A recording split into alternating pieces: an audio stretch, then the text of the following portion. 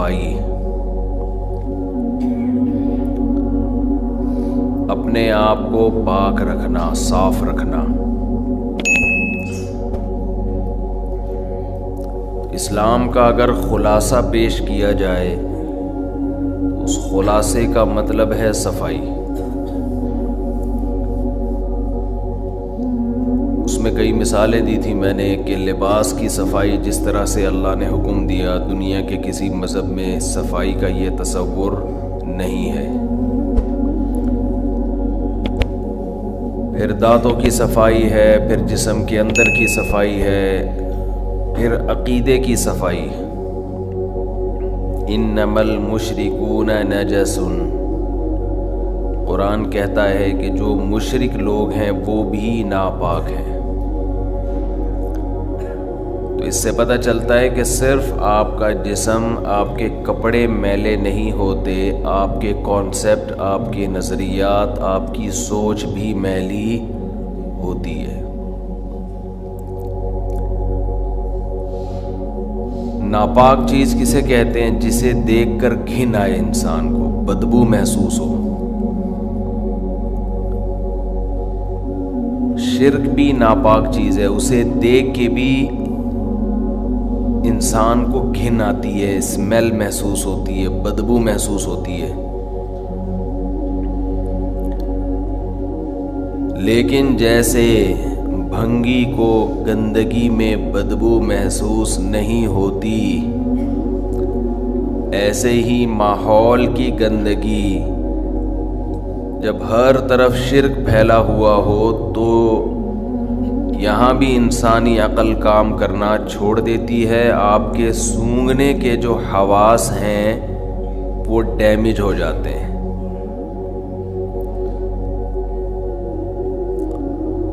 سونگھنے کے حواس ڈیمیج ہوتے ہیں تو آپ کو شرک کی بدبو محسوس نہیں ہوتی، ورنہ شرک بھی ایسی چیز ہے جس سے انسان کو گھن آتی ہے۔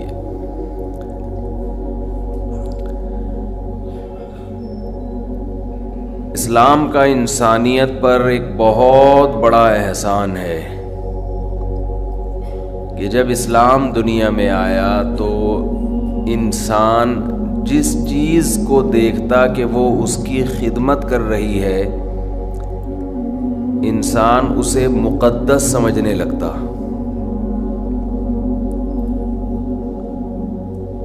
بعض لوگوں نے سورج کی عبادت کی کہ یہ مقدس ہے، قابل تعظیم ہے۔ بعض لوگوں نے دیکھا کہ کوئی مخلوق بہت ڈینجرس ہے، خطرناک ہے، انسانیت کے لیے بہت نقصان دہ ہے، تو انہوں نے اس کو مقدس قرار دے دیا۔ آپ کو سانپ کی، اژدہے کی عبادت کرنے والے لوگ بھی دنیا میں نظر آئیں گے، یہ مقدس چیز ہے۔ بعضوں نے دیکھا کہ کوئی مخلوق ایسی ہے جس کی شکل اور حرکتیں انسانوں سے ملتی ہیں، تو انہوں نے اس شکل اور اس حرکتوں کی بیس پر ان جانوروں کو مقدس سمجھنا شروع کر دیا۔ آپ کو دنیا میں بندروں کی پوجا پاٹ کرنے والے، ان کو مقدس جاننے والے بھی ملیں گے۔ دنیا میں بعض لوگوں نے دیکھا کہ بعض جانور ہماری بہت خدمت کر رہے ہیں، تو انہوں نے ان جانوروں کو مقدس قرار دے دیا۔ جیسے ہندوؤں میں گائے کو مقدس سمجھا جاتا ہے، اس کے گوبر کو، اس کے پیشاب کو مقدس سمجھا جاتا ہے۔ یہ قرآن کا انسانیت پر احسان، اسلام کا انسانیت پر احسان کہ اللہ نے ایک آیت میں ان تمام چیزوں کے تقدس کو ہمارے دلوں سے نکال دیا۔ وَسَخَّرَ لَكُم مَّا فِي السَّمَاوَاتِ وَمَا فِي الْأَرْضِ جَمِيعًا مِّنْهُ، فرمایا اس کائنات میں انسان کے سوا جو کچھ ہے وہ سارا انسان کی خدمت کے لیے ہے، انسان کے کام کے لیے ہے، آپ کے لیے مسخر ہے۔ تو اب آپ بتاؤ جو آپ کی خدمت میں لگا ہوا ہو وہ آپ کے لیے مقدس کیسے ہو سکتا ہے؟ اور تسخیر کے لفظ میں بہت بلاغت ہے۔ یہ نہیں کہا کہ یہ تمہاری خدمت میں لگا دیا ہے، مسخر، تمہارے کنٹرول میں دے دیا ہے، جو چاہے کرو۔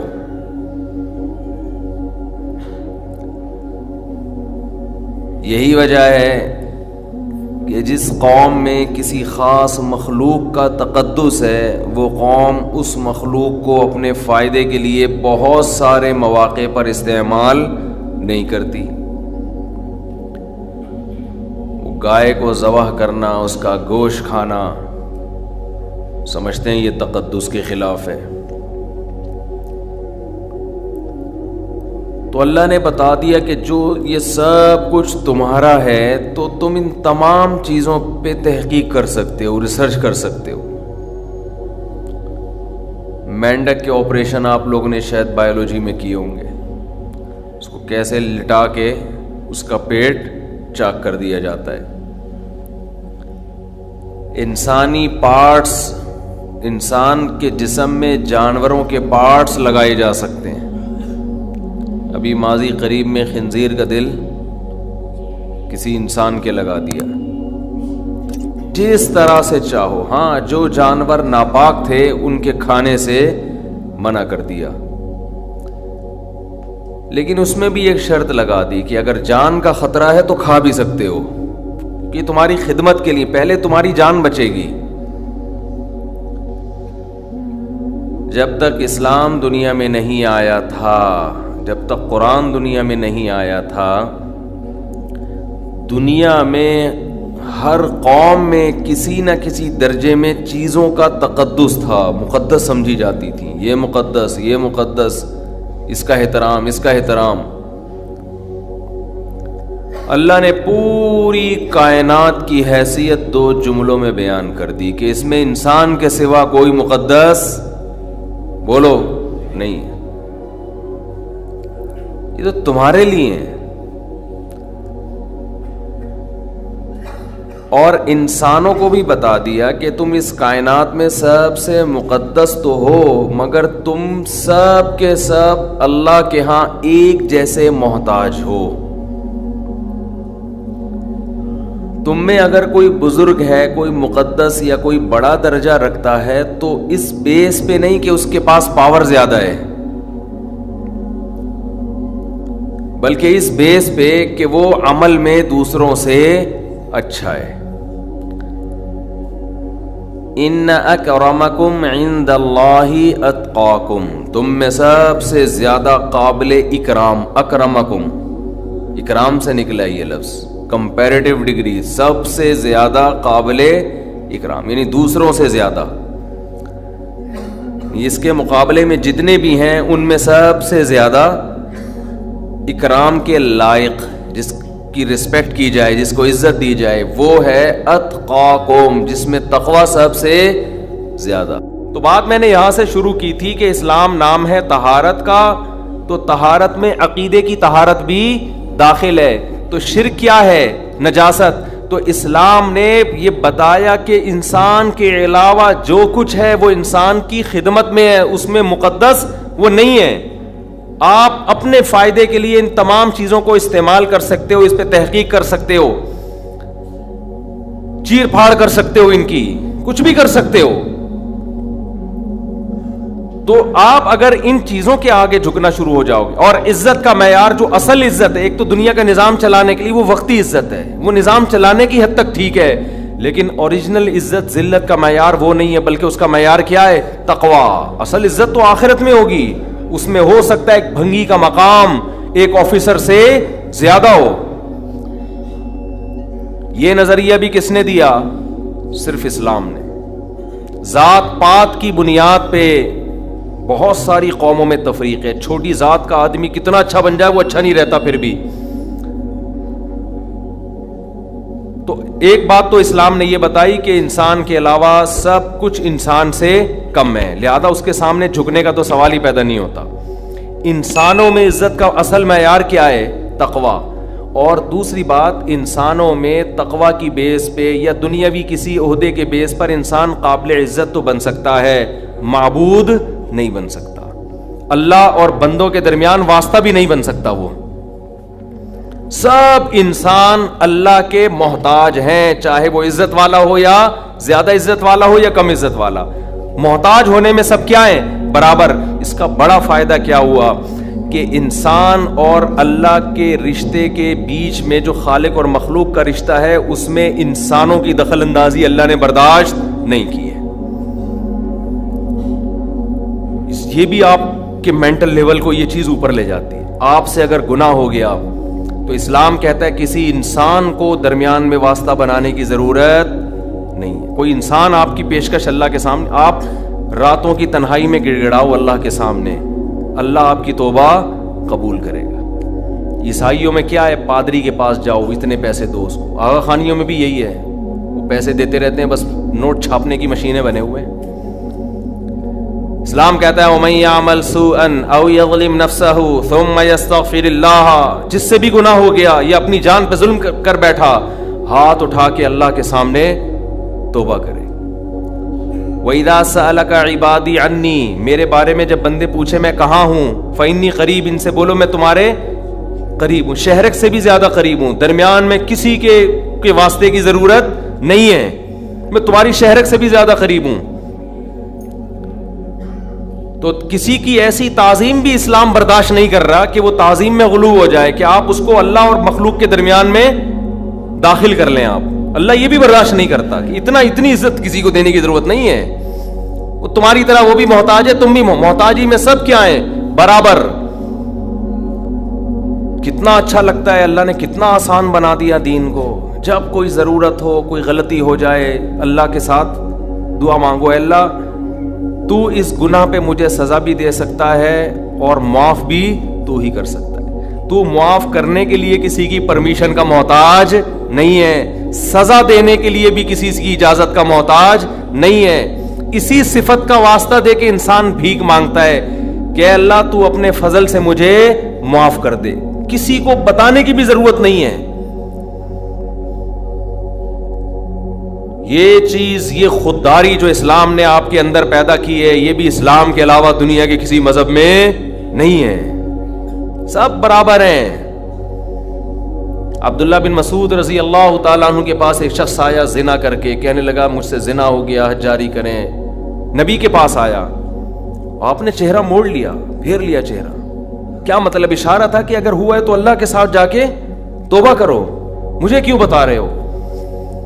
اس کو پسند نہیں کیا آپ صلی اللہ علیہ وسلم نے. آج پیر صاحب بہت سے علاقوں میں ایسے بنے ہوئے ہیں کہ یہ ہمیں بخشوائیں گے, ان کو بکرے دو, ان کو چڑھاوے دو, ان کو نذرانے دو, ان کو دمبے کھلاؤ, ان کے کندھوں پہ ہم پل صراط پہ پار ہو کے جائیں گے. یہ پیر خود نہیں بچے گا, تمہیں کہاں سے بچائے گا. اس کی حرکتیں دیکھو تم, جو اس طرح کی حرکت, جو انسانوں کو اللہ سے ملانے کے بجائے اپنے آپ نیک بندہ نہیں ہو سکتا. ما کان لبشر ان یکلمہ, ما کان لبشر ان یؤتیہ اللہ الکتاب والحکمہ.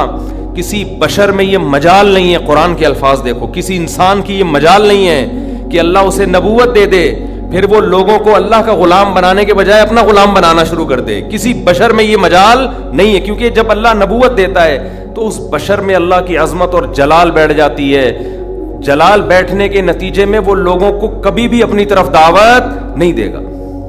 صحابی نے دیکھا اونٹ نے نبی کو سجدہ کیا تو صحابہ نے عرض کیا یا رسول اللہ آپ ہمیں بھی اجازت دیں سجدہ کروں. آپ نے فرمایا نا نا نا نا. آج بتاؤ کوئی کسی جاہل پیر کے ساتھ یہ منظر ہو, کوئی جانور آ کے سجدہ کر لے, وہ تو خوشی سے پاگل ہو جائے گا. وہ تو کہے گا دیکھو جب یہ کر رہا ہے تو تم کیوں نہیں کر رہے.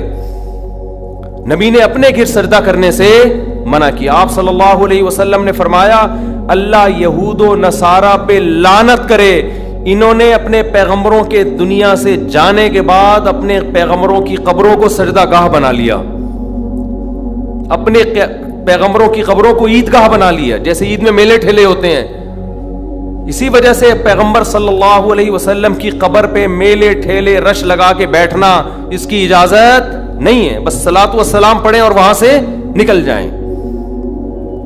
کیسی حفاظت کی؟ دنیا میں سب سے افضل انسان، جس سے افضل اس کائنات میں کوئی پیدا ہوا ہی نہیں، وہ محمد صلی اللہ علیہ وسلم ہے، لیکن آپ کی قبر پہ نہ کبھی سجدہ ہوتا ہے، نہ کوئی میلے ٹھیلے لگتے ہیں، نہ آپ کی قبر کی طرف رخ کر کے آپ سے دعائیں مانگی جاتی ہیں۔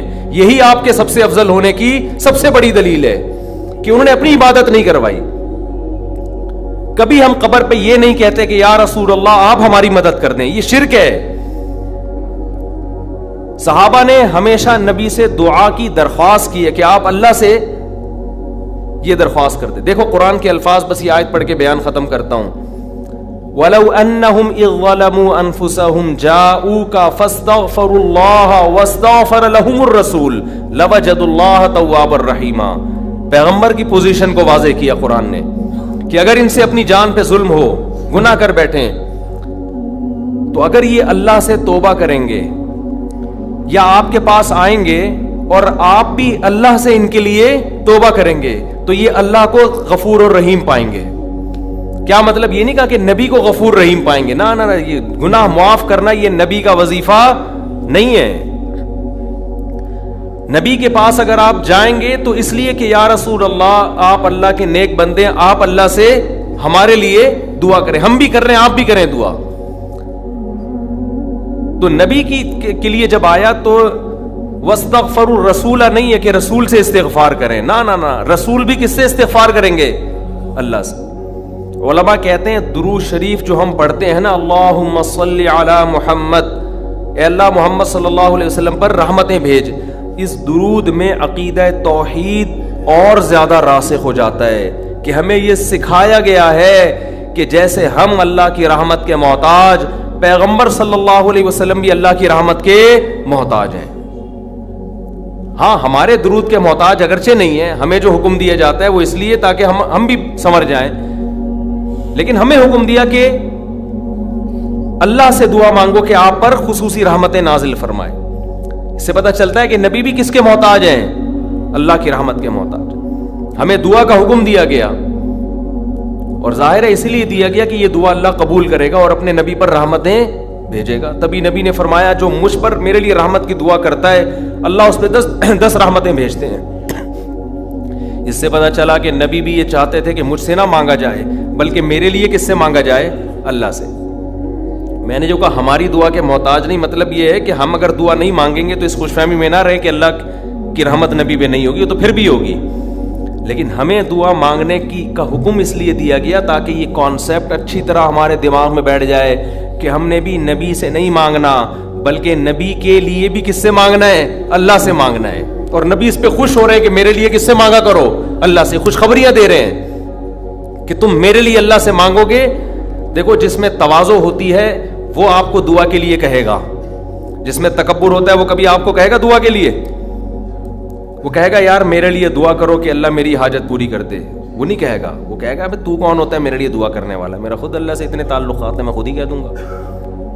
لیکن جو چاہتا ہے کہ مجھ پر اللہ کی رحمت ہو وہ ہر ایک سے کہہ رہا ہوتا ہے بھائی میں خود تو مانگ رہا ہوں، شاید اللہ آپ کی سن لے، آپ بھی اللہ سے میرے لیے دعا مانگیں۔ تو یہ اس کی علامت ہے، یہ اپنے آپ کو اللہ کی رحمت کا، دعا کا بہت زیادہ محتاج سمجھتا ہے۔ ہمارے نبی سب پیغمبروں کے سردار، لیکن تواضع کتنی، امت کو ترغیب دے رہے ہیں کہ میرے لیے اللہ سے کیا مانگا کرو؟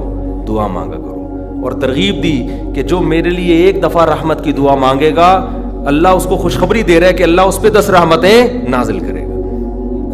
اور فرمایا جمعے کے دن مجھ پہ زیادہ درود بھیجا کرو۔ کیا مطلب؟ درود بھیجنا کیا ہے؟ نبی کے لیے اللہ سے دعا مانگنا۔ تو اسلام نے شرک کی بنیادوں کو جڑ سے اکھاڑ دیا کہ نہیں اکھاڑ دیا؟ اس کے بعد بھی کوئی اگر یا رسول اللہ مدد کہتا ہے، یا رسول اللہ انظر حالنا واسمع قالنا، اور نبی سے دعائیں مانگتا ہے، تو آپ سوچو وہ 180 ڈگری کے زاویے پر چل رہا ہے اسلام کی تعلیمات سے۔ اسلام ادھر اور وہ بالکل اس کے اگینسٹ۔ بار بار حکم دے رہا ہے اسلام کے نبی کے لیے دعا مانگو، کس سے؟ اللہ سے۔ خصوصی رحمتوں کی دعا مانگو نبی کے لیے۔ اور نبی نے یہ بھی فرمایا کہ اذان کے بعد میرے لیے مقام محمود کی دعا مانگو اللہ سے۔ ایک مقام ہے جو ایک ہی شخص کو ملے گا اس کائنات میں. نبی نے فرمایا مجھے امید ہے شاید مجھے مل جائے, تو اللہ سے دعا مانگا کرو. وَبَعَثْهُ مَقَامًا مَحْمُودًا لِلَّذِي وَعَدتَّ. تو نبی ہمیں دعائیں سکھا کے گئے کہ میرے لیے بھی قیامت تک دعا مانگتے رہو. کیسی عقیدہ مضبوط کیا ہے کہ بھائی محتاج ہی میں سب کس کے برابر ہیں, سب ایکول ہیں, سب اللہ کے محتاج. تو اللہ تعالی ہمیں شرک کی نجاست سے, گندگی سے توبہ نصیب فرمائے, اور ہماری ناک کے جو سینسر ہیں نا ان کو اللہ ایکٹیو کر دے کہ ہمیں شرک میں اسمیل محسوس ہونا شروع ہو جائے. ابھی وہ ڈیمیج ہو چکے ہیں قبروں پہ سردے دیکھ دیکھ کے اور شرک کر کر کے اور بت پرستی دیکھ دیکھ کے. جب آپ توحید کے, میں جب برما فرسٹ ٹائم گیا منمار, میں نے پہلی مرتبہ کسی بت کے سامنے کسی انسان کو زندہ بیٹھے ہوئے, یوٹیوب میں تو دیکھا تھا, سچی مچی کا پہلی مرتبہ دیکھا. میری جو کیفیت ہوئی ہے نا وہ ناقابل بیان ہے. میں نے فرسٹ ٹائم یہ منظر دیکھا.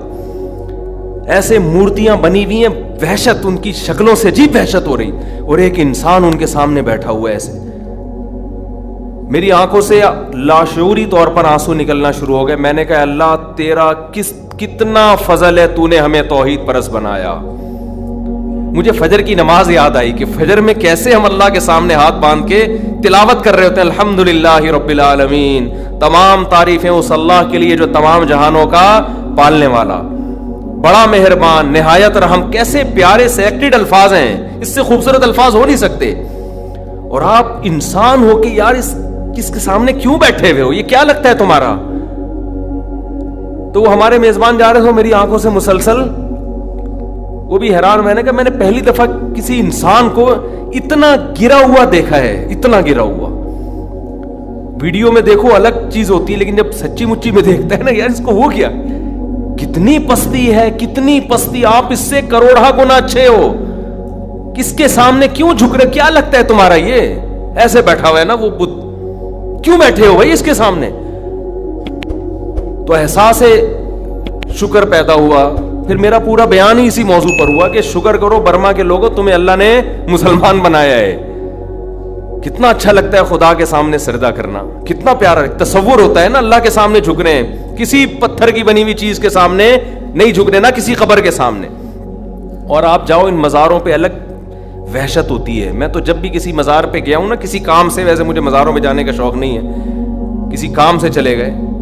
اب وہ کام کیا ہو سکتا ہے وہ چھوڑو, بات آدمی ویسی سروے کرنے بھی جا رہا ہوتا ہے کہ دیکھوں کس پہ جن چڑھا ہوا ہے. بعض مزاروں پہ نا جن بہت ہوتے ہیں, لوگ جن اتارنے جاتے ہیں, اصل میں جن چڑھتے ہیں وہاں پہ, سمجھتے ہو. اور جن چڑھتا ہی اسی پہ جس پہ جن کو پتا ہوتا ہے مزار جائے گا تو میں تھوڑی دیر کے لیے اتر جاؤں گا تاکہ اس کا اس مزار سے عقیدہ اور زیادہ مضبوط ہو جائے. جس کے بارے میں جن کو پتا ہے کہ مزار جانا ہی نہیں ہے, جن اس پہ چڑھ کے ٹائم ویسٹ نہیں کرتا, سمجھ رہے ہو. تو وہاں جاؤ دیکھو مزاروں پہ ایک عجیب سی وحشت ہوتی ہے, ایک اسمیل ہوتی ہے. قبر جو سیدھی ہو, ایک بالش ہو, کچی ہو, اس میں ایک الگ روحانیت اور ایک الگ نورانیت ہوتی ہے اس میں. تو شرک میں اللہ نے ایک اسمیل رکھی ہے, بدبو رکھی ہے, وحشت رکھی ہے, بے سکونی رکھی ہے. لیکن جن کو یہ بے سکونی محسوس نہ ہو, بدبو محسوس نہ ہو, وہ اپنی ناک کا میرے بھائی علاج کروائیں. تھوڑے دن احقر کی خدمت میں بیٹھیں. بزرگوں, میں تو بزرگ نہیں ہوں, بزرگوں کی خدمت میں بیٹھیں جا کے, کچھ اللہ کی باتیں سنیں, اللہ کی کبریائی سنیں, تو ان کو شرک میں اسمیل محسوس ہونا شروع ہو جائے گی. اور ایک چھوٹے درجے کا شرک ہے یہ جو روحانی ٹوپی ڈرامے, جن کو ہم نے سمجھ لیا کہ یہ ہماری بگڑی بنا دیں گے. یہ بھی اسی طرح لچڑ ہے, ان کا باپ بھی تمہارا کچھ بھی نہیں کر سکتا. یہ نہ تمہارا جن اتار سکتے ہیں, نہ تمہاری چڑیل اتار سکتے ہیں, نہ تمہیں کل کی خبر دے سکتے ہیں, نہ تمہیں یہ بتا سکتے ہیں اس پہ کسی نے کیا کیا ہے, یہ کیوں بیمار ہے. ان کا باپ بھی نہیں. اس سے اچھا ڈاکٹر ہے, نفسیاتی ڈاکٹر کے پاس چلے جاؤ, پھر بھی اچھا ہے. تو یہ روحانی ٹوپی ڈراموں کا نا, چاہے کتنا بڑا بزرگ ہو, دیوبندی ہو, اہل حدیث ہو, بریلوی ہو, کچھ بھی ہو, وہ فراڈی پہلے ہوگا, یا فراڈی تو نہیں ہوگا, دماغی توازن خراب ہو چکا ہوگا. تو چھوڑ دو ان فضول پلیتے جلا رہے, تعویذ گنڈے, ادھر دھاگے, کتنے قمیض اتارو, کیا کیا نکل رہا ہوتا ہے اندر سے یار. آپ نے دیکھا ہمارے کبھی کوئی دھاگا؟ اللہ کا فضل ہے, اللہ نظر بد سے بچائے. ہمارے 14 بچے پل پل کے بڑے ہو رہے ہیں ماشاءاللہ, کھا بھی رہے ہیں, پی بھی رہے ہیں, اسکول بھی جا رہے ہیں, مدرسے بھی جا رہے ہیں. آج تک کسی کے گلے میں کوئی دھاگا نہیں لٹکایا. بہت لوگوں نے کہا یہ بیماری ہو گئی, اس کو دھاگا, میں نے کہا دھاگے واگے ہمیں نہیں اچھے لگتے, جاؤ, ہمیں بھی اس میں شرک کی اسمیل آتی ہے. جائز ناجائز کی بحث میں پڑھتا ہی نہیں ہوں, یہ کام مزیدار نہیں ہے, کام مزیدار نہیں. اللہ سے دعا مانگو, ہمارے بچے بیمار ہوئے, ہم نے دعا مانگی اللہ سے, اللہ ٹھیک ہو گئے.